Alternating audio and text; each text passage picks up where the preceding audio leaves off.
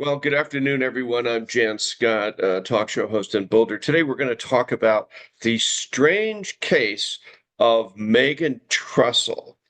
Megan Trussell, you can see her behind me, is a CU student, 18 years old. On February 15th, the day of the Super Bowl, she disappeared. Now, here some of the last images of her. Here is the ATM machine at the UMC. She's going to that. Here's a picture of Megan here, pink hair and all, 18 years old. I think she lived in Hallett Hall. She was a student at CU. She's from uh, Colorado, and she disappears, flat disappears. A week later, and also the police, that is the sheriff, the FBI, CU police, who originally got this missing persons case, put up notices everywhere. Does anybody know what happened to Megan Trussell? Where is she? Now, usually they don't move that quickly on a missing CU student because, they take off all the time. But within like a day or two, the CU Police Department were on this. Why were they? Well, her parents called. Our daughter's missing. She usually checks in. CU Police Department took this very seriously. So now they have everybody in the city looking for Megan. Where is she? And I mean, they started searching. The CU and the county, Boulder County, and CU rangers were even like out looking on the trails. Why were they? What did they know? Uh, Finally, 5 or 6 days later, they find Megan Trussell's body here. Um, right at the mouth of the canyon in the snow, down an embankment near Eben G. Fine Park. There was a trail way above, but her body was found way down below. What happened to her? And then the police went radio silent. They wouldn't even say that they found her. They said, "We found a body matching the description."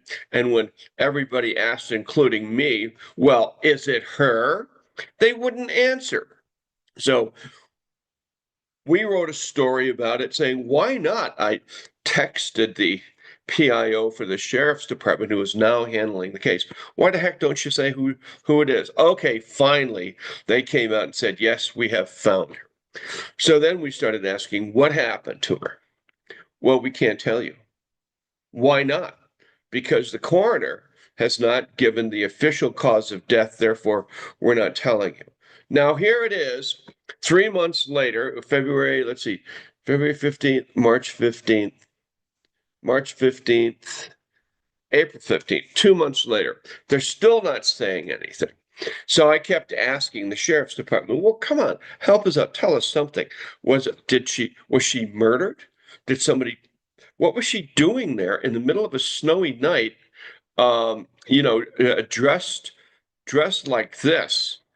That's what she was dressed like when they found her body. Not exactly for cold weather. She doesn't have exactly have hiking shoes on. Yet they find her body thrown down this embankment.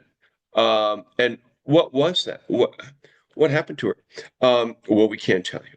But then the police come out and say, the sheriff department comes out and says, it wasn't, the public is not in danger. What? Really? What do you mean? The public is not in danger. Then the DA tells me, well, there was no foul play. Well, okay, so what happened to her? We can't say. Why the hell not? Because the coroner hasn't given his. Get out of town. The police usually know right away. They can look at a body. The coroner goes, the medical, inspector goes, looks at the body. They pretty much know she was hit on the head. Somebody strangled her. Somebody murdered her, or she slipped and fell, which is really unlikely because the trail was up here and the body was like way over here someplace. Or she had a drug overdose, because now they're saying, well, we have to wait for the toxicology reports. Well, toxicology usually means there's drugs involved. Something happened to her. Her parents are like, well, their parents are like, okay, the police have gone radio silent. They're not telling the parents. They're not telling. Check this out. She was cremated. They had a funeral already, and everybody says, "Oh yes, we feel so bad for Megan. It's so sad." Well, what happened to her? Nobody will say. Um, so then the parents start their own investigation, and the first thing they come across are these: Megan's shoes. One shoe was found at the crime scene. Oh, it's not a crime. Uh, at the where her body at her death. And then the other shoe was found 5 miles away off a creek side trail. Then her purse. Her purse was found. This purse that she's wearing right here. See that purse? That purse was found on the bike trail on the way up the hill to Davidson Mason, on the way to Denver. Well, why was it up there? Was she robbed? Was she murdered? Did she have a drug overdose? Was her body thrown over the bank? Was she involved with some of the meth camps that are along that trail that goes by Evan G. Fine Park? Nobody would be out there in the middle of the night when it's cold out, the way she was dressed. Something has happened. This is suspicious. The sheriff's department will not talk about it. The DA won't talk about it. The coroner won't. I wrote to the coroner, and of course, thank you so much for your letter. We have not finished yet. We'll let you know.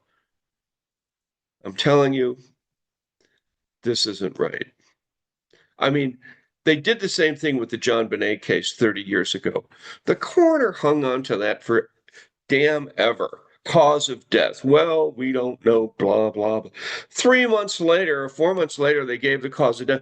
The police knew right away when they walked into JonBenet's house that she had been strangled, hit on the head, and she was murdered. They knew that. Or how about the young girl back in 1960 who was murdered in the music room at CU? It was a horrible, bloody murder. They knew then. They didn't say, oh, we have to wait for the coroner to determine what happened. And with Megan Trussell, this is another one of those Boulder cases, I'm afraid to say. The sheriff's department knows what's happened. The detectives know what happened. And the coroner damn well knows what happened. The only one that they're not telling is you and me. I'm Jann Scott, out.